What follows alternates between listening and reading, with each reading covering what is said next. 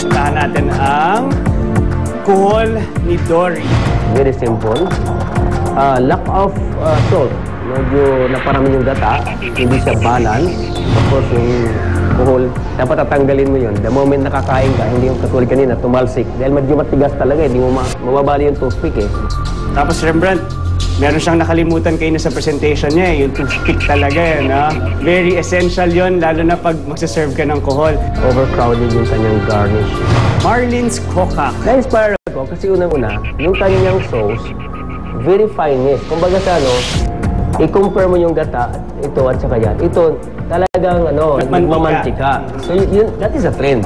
Yan ang masarap na pag tinignan mo, wow! Ibig sabihin malasa siya dahil dikit siya sa buto, malinamnam. Malambot siya actually. So itong pagkaluto niya, actually mukha din siyang manok eh. Hindi siya akala na palaka eh. Mukha ng wings talaga. Mukha talaga siyang chicken wings. So tignan mo pa lang appetizer. Now, punta naman tayo sa tempura ni Ting. Uod tempura or mealworm tempura. Sa akin, kulang siya sa tempura ay itong main ingredient. Parang nagmukha pong garnish na lang yung mealworm niya, no? Masyadong malalaki yung burloloy, kumbaga. Yung crispiness nung kangkong ba yun? Pa-uwishi siya sa'yo. Uwishi ne? Uwishi ne. Arigato. Crispy. Masarap.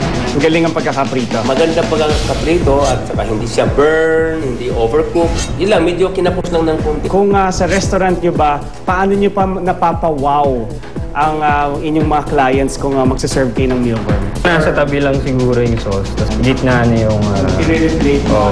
plate mo, lagay mo sa ilalim. Nasa ilalim lang yung garnish. Para maging superstar siya. Yes. Tama. Saka kulang sa seasoning, pansin ko lang. Let's now move to our pate ni Dolph na crickets.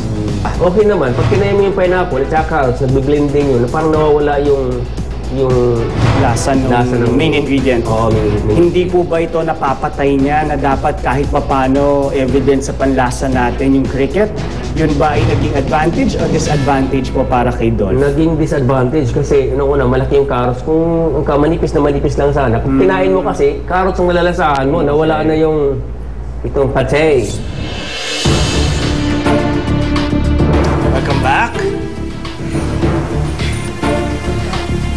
Ang ganda ng ngiti ko kasi napakaganda ng sinabi ng ating mga masters of the table sa inyong mga niluto. Merong hindi naging masyadong creative but hindi naman pumalpak ang mga dishes na niluto nyo. Kaya doon, palakpakan yung sarili nyo. Tuwang-tuwa ako sa inyo, mga cooks. At hindi kayo napapaya sa ating masters of the table. Okay? Pero, dahil sa sinabi kong ito ay prize showdown, isa sa inyo ang mananalo ng inihanda naming buffet. Napakasarap at napakaganda at grande. Ito ay gagawin sa Tagaytay. And at the same time, magkakaroon ng one-on-one culinary lesson sa isa sa ating mga top chef. So, handa na ba kayong malaman kung sino sa inyo ang pinaka-masarap, pinaka-magandang presentasyon at pinaka-creative ayon sa ating masters?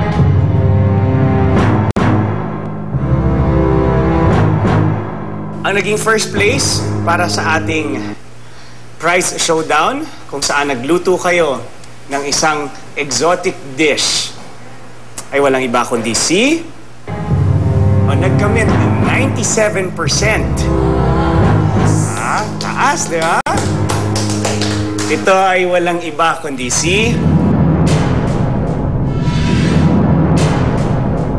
Ito ay walang iba kundi Marlin.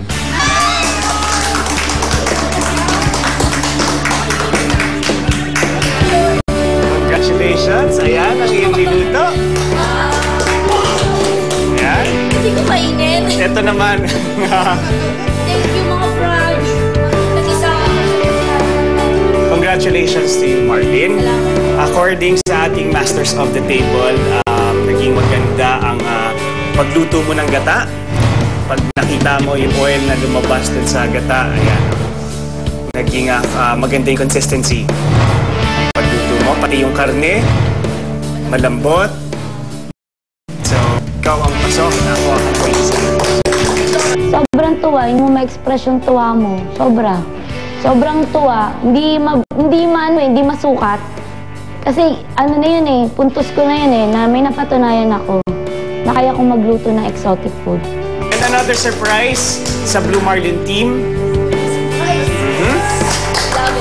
Marlin, maaari kang magsama ng isa sa kamiyembro mo na isasama mo sa buffet lunch na gagawin sa Tagaytay at sa ating one-on-one cooking culinary lesson. Culinary lesson sa ating top chef. Isa lang ang maaaring isama. Masaya nga ako nung tinupad ni Marlene yung promise niya na kasi ang alam namin, phone call talaga yung ina-expect namin. Pareho kaming mami, pareho na namin miss yung family namin. Sabi niya, at saka nakwento ko na rin sa kanya yung pinagdaanan ko bago ako sumali dito, yung tungkol sa husband ko kasi nga 11 years na kaming magkasama, magta-12 na 24/7 magkasama kami. Ito lang talaga yung pinakamatagal. So, na-feel niya na sabi niya, di ba Liting, sabi niya pag at least kahit 10 minutes yung call, sabi niya bibigyan kita 5 minutes, hati tayo.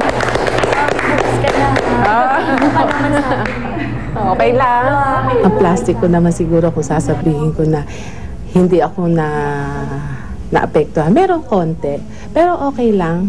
Kasi yung time na yun parang hindi naman kami natitense o nararatel kasi syempre isipin mo na walang matatanggal. Yun na lang iniisip namin. So Marlin and Ting, magbiyahe kayo para mag-relax at mag-enjoy sa Tagaytay.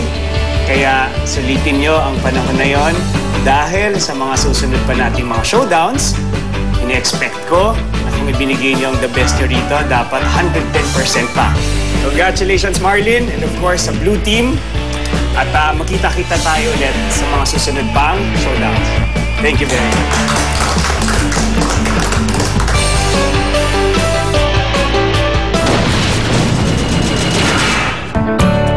Yay!